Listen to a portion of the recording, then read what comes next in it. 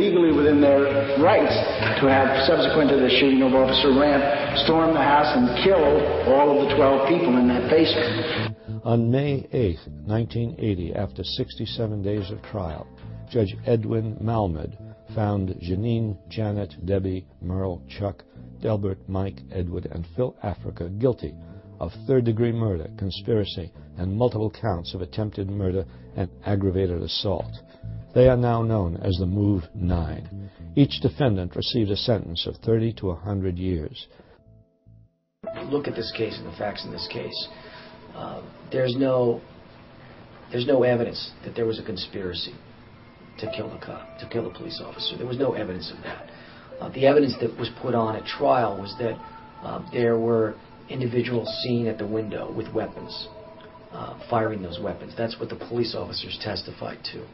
And they identified those individuals. However, the whole theory of the prosecution was that there was a conspiracy. And again, it goes back to that original bizarre theory, which is that there was a conspiracy that began 16, 15, 18 months before and traveled all the way through based on words that were said on a porch, allegedly said on the porch by Move members about what they would do to protect themselves. And as a consequence, the judge bought into that theory. So his position was, you're going to trial as a group, you're going to get convicted as a group, you're going to be sentenced as a group.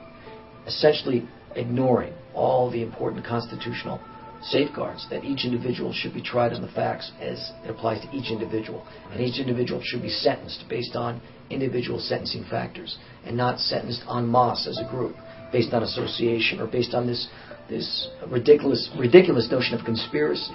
The testimony said, for example, that the bullet came in the left side and went across the body to the right and down. The report said it comes in the right side and goes on. So you got a big problem with the authenticity and thus validity of the medical examiner's report. The prosecutor took out a pencil and erased items in the report that he didn't like and wrote it in right there in open court. Now, Move is objecting, objection, and the judge would say, sit down, shut up, and allowed the guy to do that. When the 9 Move members were convicted of third-degree murder and sentenced to 30 to 100 years apiece, several days after that, Judge Edwin Malmed was a guest on a local talk station. He was asked by a caller, who killed James Ramp? Malmed's response was, I have absolutely no idea. I know what his response was. I know what the question was because I was that caller. The judge's comment is telling. The comment that you're referring to has been referred to frequently. And I think his point was, they didn't prove to me that, in fact, any one of those individuals committed the crime. So I convicted them all as a group. Well, the only way he could have done that was based on that prosecution theory of conspiracy, which was a fiction. I mean, an absolute fiction, and one that was not supported in the law.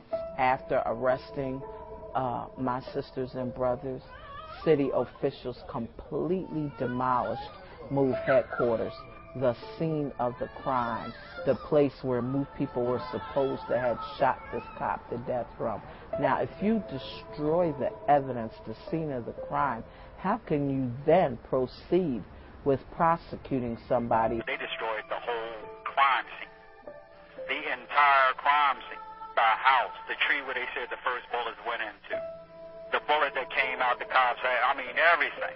Rizzo and his people didn't want the evidence that he knocked down the trees, knocked down the house and everything, and that was unusual because you should have an investigation to come in, because we were able to see the trees and see the marks of bullets, had ricocheted off the building. Essentially, I think what I was witness to was after the Move members were taken away, the bulldozing, which was very astonishing to me that they could do something like that.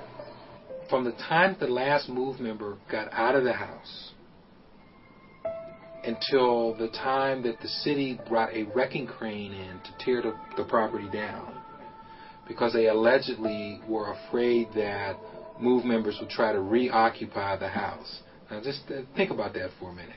The police come in, secure the scene.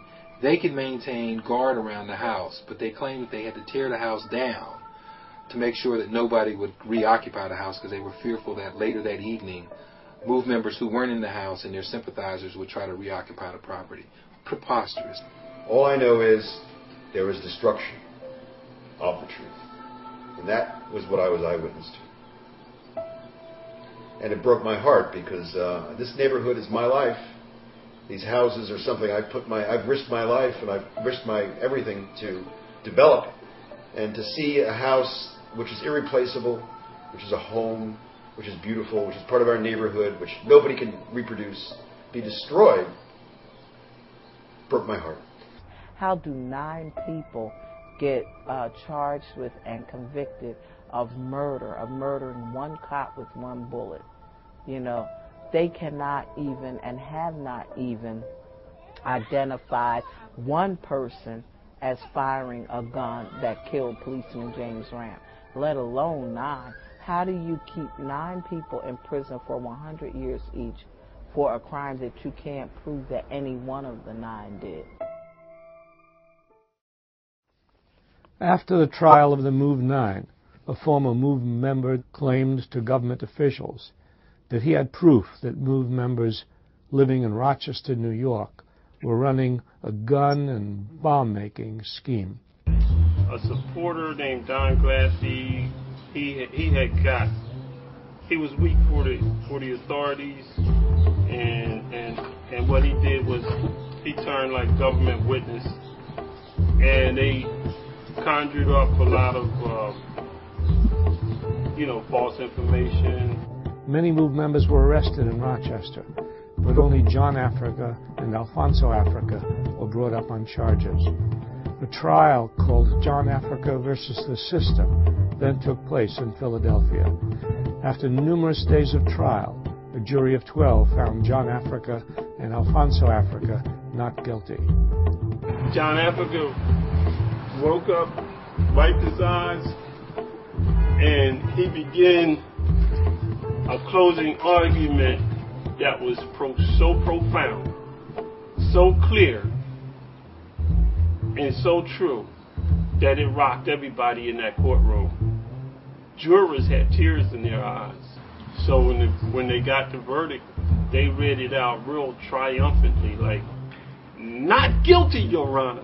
And then it was like repeated over and over again, like, "Not guilty." Like real, a strong, a strong statement they was making. After the trial of the Move 9 and John Africa versus the System, several Move members moved to a row house on 6221 Osage Avenue in West Philadelphia.